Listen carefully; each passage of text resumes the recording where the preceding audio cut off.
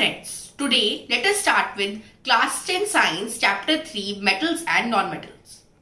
So various objects which we see in our daily life such as nails, car, bicycle, bridges, coins, keys, wires, jewelry, etc. they all are made up of metals. And on the other hand, balloon helium which fills up the balloons and makes them fly, carbon which constitutes diamond, oxygen which we breathe in, they all are made up of non-metals. So how can we distinguish between metals and non-metals? So how can we tell that whether an object is a metal or a non-metal? So we distinguish between metals and non-metals on the basis of their physical properties and their chemical properties. So to know the difference between a metal and a non-metal, we need to know its physical properties and chemical properties. So first of all, let us understand the basic definition of metals and non-metals. And later in this video, I will also tell you a trick to remember the definition of metal and non-metal. So metals are the elements which have a tendency to donate electrons and form positively charged ions or cations. For example, sodium. So sodium is a metal. During a chemical reaction, sodium can donate an electron to a non-metal such as chlorine and form positively charged sodium ion. And non-metals are the elements which have the tendency to accept electrons and form negatively charged ions or anions. So metals donate electrons and non-metals accept the electrons. So now let me tell you an example of non-metal, that is chlorine. So during a chemical reaction, chlorine can accept an electron from a metal such as sodium and form negatively charged chloride ion. So now let me tell you the trick to remember the definition. So consider the example of a society or a colony. So in a society or a colony, there will be some good people and there will be some bad people. So what is the definition of good people? So good people are those who donate money, who help others, who give the money to others. And bad people are those who take away everything from the others. They take away the money from others. So metals are like the good people. So they donate the electrons. And the non-metals are like the bad people. So they accept the so they take away the electrons from others and they accept the electrons. But obviously in a society there will be some people who are neither too good and nor bad. So they are in between the good people and bad people. And these are metalloids, which are in between the metals and non-metals. They have some properties of metals and some properties of non-metals. So now let us discuss the physical properties of metals. First, metals are solid at room temperature. But there is an exception to this property and that is mercury. Though mercury is a metal, but still it is liquid at room temperature. Second, metals have luster. That is, metals have shining surface in their pure state. For example, gold and silver are used in jewelry as they are very shiny. Third, metals are generally hard. But there are few exceptions to this property. Some metals such as lithium, sodium, potassium and other alkali metals, they can be cut with a knife and they are not hard.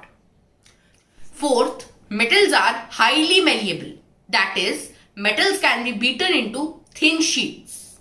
For example, gold and silver are the most malleable metals. And aluminium is also highly malleable. So it is used in aluminium foil, which we used for packaging various food items. And also we see gold and silver foils are used for decorating sweets. Fifth, metals are highly ductile. That is, they can be drawn into thin wires. So metals can be made into thin wires. And for example, gold is the most ductile metal. And copper is also highly ductile, so it is used in wires. Sixth, metals are good conductors of electricity. Therefore, we use wires made up of metals for electricity supply. 7th, metals are good conductors of heat.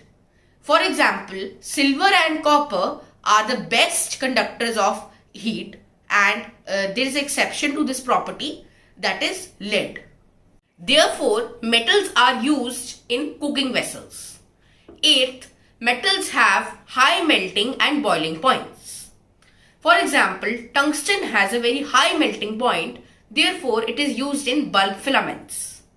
But there are few exceptions to this property, that is gallium, cesium, and all these metals, they melt on the palm. So they have very low melting point. And also the alkaline metals such as sodium, potassium, lithium, they also have a low melting point. 9th, metals are sonorous. So sonorous means that they produce sound on striking with the hard surfaces. For example, metals are used for making bells. So now let us understand the physical properties of nonmetals. First, nonmetals can be solid, liquid or gaseous at room temperature. And few examples of solid nonmetals are carbon and sulfur. Liquid nonmetals are bromine, and it is the only liquid nonmetal. And third, gaseous nonmetals such as hydrogen, oxygen, nitrogen, and etc. Second, nonmetals are non-lustrous and they have a very dull appearance. But there is an exception to this property, and that is iodine. Though iodine is a non-metal, but still it is very lustrous and it is a lot of shine. Third, non-metals are generally soft, but there is an exception, that is diamond, which is a non-metal, it is the hardest substance. Fourth, non-metals are not malleable, so they cannot be broken down into thin sheets, and even if we try to break them, if we try to hammer them, then they break down, and this is known as brittleness.